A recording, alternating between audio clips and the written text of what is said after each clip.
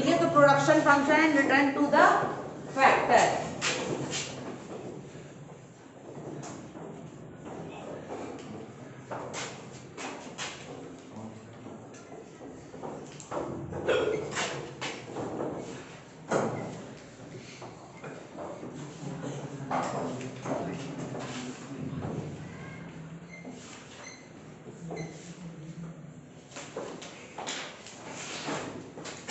पहले होगा कि प्रोडक्शन फंक्शन किसे कहते हैं। ठीक है, तो प्रोडक्शन फंक्शन क्या है? प्रोडक्शन फंक्शन सिंपली एक रिलेशन है किस चीज के बीच? इनपुट और आउटपुट के बीच। ठीक, कि आपने कितना इनपुट लगाया और उसके बदले में आपको कितना आउटपुट मिल रहा है। इसका प्रोडक्शन फंक्शन, इसका प्रोडक्शन फंक्शन। ठीक है, उसके बाद जो प्रोडक्शन फंक्शन होता है वो भी आपका दो टाइप का होता है। एक होता है लॉन्ग रन प्रोडक्शन फंक्शन और एक होता है शॉर्ट रन प्रोडक्शन फंक्शन। ठीक है, देखो अगर डेफिनेशन देखेंगे तो डेफिनेशन के हिसाब से क्या है, देखो वॉटसन की डेफिनेशन है जो कि आपको लर्न करनी है। Production function is the relationship between firms production मतलब output and the material factor of the production that is input. मतलब क्या है? Relationship between input and output. कि आपने जितना भी, सपोज मेरा कोई टेक्सटाइल का प्रोडक्शन का काम है तो उसमें मैं कितना रॉ मटेरियल लगा रही हूँ, कपड़ा लगा रही हूँ, और उसके बदले में कितना जो है फाइनल गुड्स मतलब जो भी कपड़े बन के रेडी होकर आ रहे हैं बाहर, तो वो हो गया प्रोडक्शन फंक्शन। ठीक,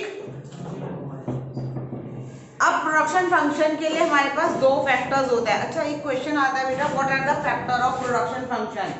ठीक है, तो बच्चों को कई बार ये चीजें नहीं आती है कि फैक्टर्स क्या, मतलब वो क्वेश्चन में लगता है कि ये तो मेरे को पढ़ाई नहीं है। तो फैक्टर ऑफ प्रोडक्शन फंक्शन दो ही होते हैं आपके। ठीक है, वो क्या है आपके?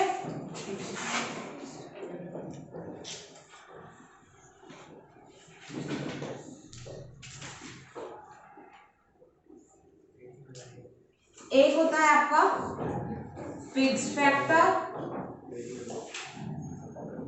और एक होता है आपका वेरिएबल फैक्टर। ठीक है, क्योंकि हम आगे का कॉस्ट वाला चैप्टर पढ़ चुके हैं इसलिए तुम्हें ये बहुत इजी लगेगा।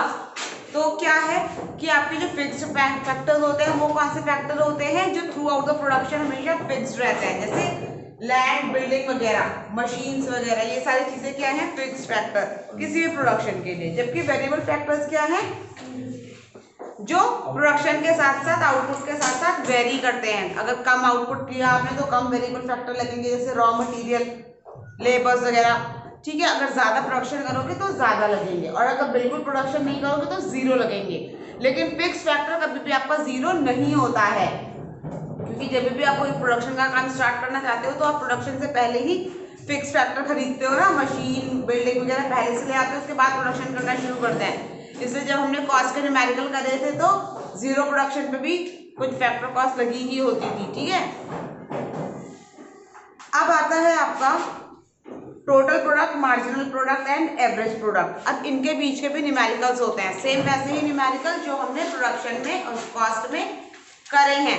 इसलिए जब हमने कॉस्ट के न्यूमेरिकल कर लिए हैं तो अब हमें प्रोडक्शन के न्यूमेरिकल बहुत इजी लगेंगे। ठीक है, बहुत इजी लगेंगे, तो वो भी करेंगे अब। ठीक है, तो उससे पहले हमें रिलेशन देखना है प्रोडक्शन का, जो कि आपका होगा सबसे पहले टोटल प्रोडक्ट। तो टोटल प्रोडक्ट क्या है बेटा? टोटल प्रोडक्ट वही है द सम टोटल, जैसे हम टोटल यूटिलिटी की डेफिनेशन क्या बोलते हैं? The sum total of the utility after consuming all the units. ठीक है, तो टोटल जो प्रोडक्ट है वो भी आपका सेम वही होगा। क्या होगा? The sum total of output of each unit of variable factor used in the process of production. Production में जितनी यूनिट ऑफ वेरिएबल फैक्टर या फिक्स फैक्टर आपका यूज हुआ है, उसके यूज होने के बाद जो टोटल प्रोडक्शन हुआ है, सम टोटल, वो होता है आपका टोटल प्रोडक्ट। ठीक है, तो एक सिंपल सी डेफिनेशन है एक लाइन की जिसे आपको याद करनी है क्योंकि ये 2 मार्क्स के लिए आती है। क्या बोल रहे हैं? TP is the sum total of the output of each unit of the variable factor used in the process of production. This is also called the total return to the variable factor. अब इसमें इन्होंने केवल variable factor की बात क्यों करी बेटा? वो इसलिए बात करी केवल वेरिएबल की क्योंकि फिक्स तो हमेशा फिक्स रहते ही हैं। इसलिए डेफिनेशन में क्या बोला है? Is the sum total of the output with each unit of the variable factor. ठीक है, उसके बाद आता है आपका मार्जिनल प्रोडक्ट। तो मार्जिनल प्रोडक्ट किसे बोलते हैं, क्या बताया मैंने, मार्जिनल यूटिलिटी क्या होती है Rahul, what is marginal? Marginal word का मतलब क्या होता है, खड़े हो जाइए। What is the meaning of marginal? अगर मैं बोल रही हूँ marginal utility, marginal cost, marginal product, what is meaning? क्या चेंज इन किसके टर्म में, इन द टर्म ऑफ क्या, किसमें चेंजेस?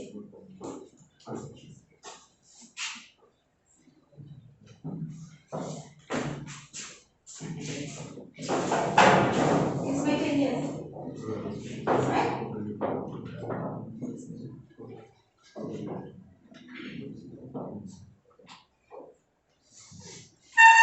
भंडारी किसमें चेंजेस?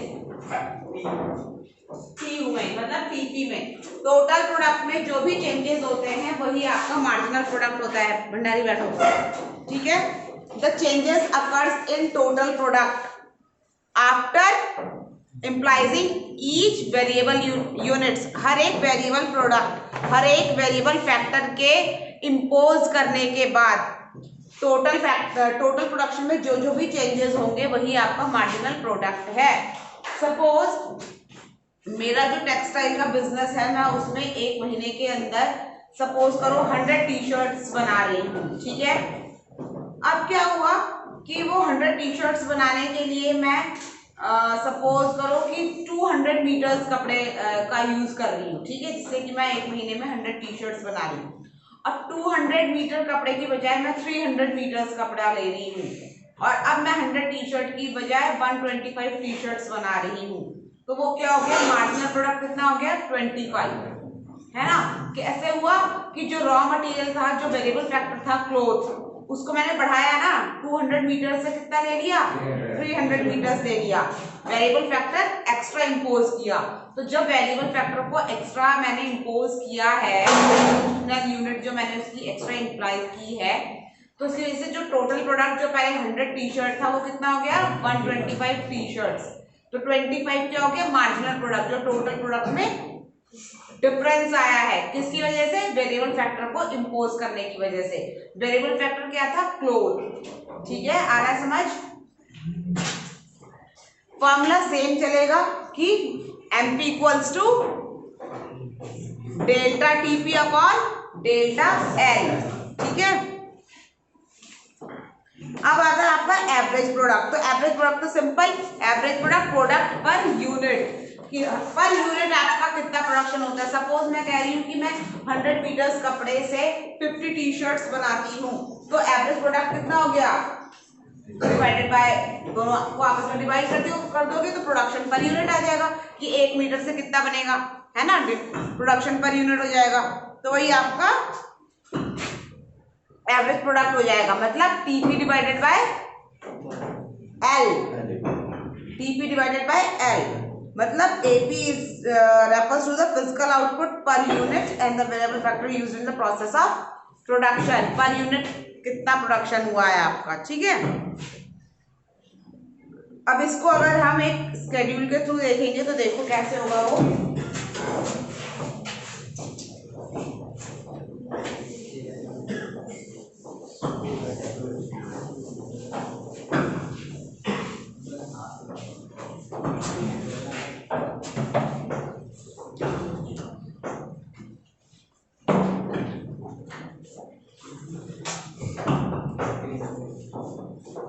लेबर दिया हुआ है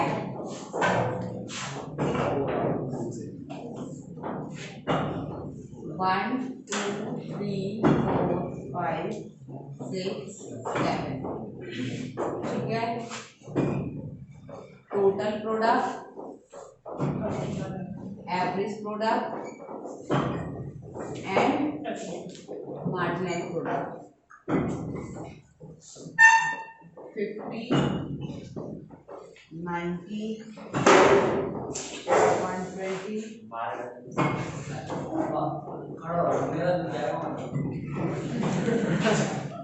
140, 150, 150 एंड 147। अब हमारे पास ये टोटल प्रोडक्ट्स हैं, तो टोटल प्रोडक्ट्स के रेफरेंस में फिर हमें अपडेट प्रोडक्ट अगर निकालना है तो इसका फॉर्मूला क्या हो जाएगा, AP equals to PP upon L। तो कितना हो जाएगा, 50 divided by 1 is 90 divided bye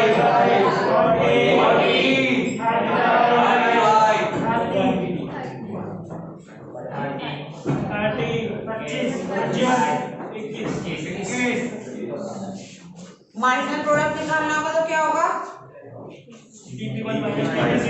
MP equals to, हाँ प्रोडक्शन में L होगा, कॉस्ट में क्वांटिटी, ठीक है।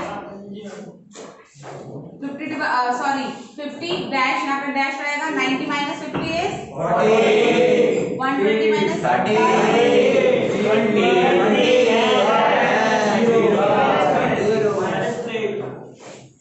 ठीक है।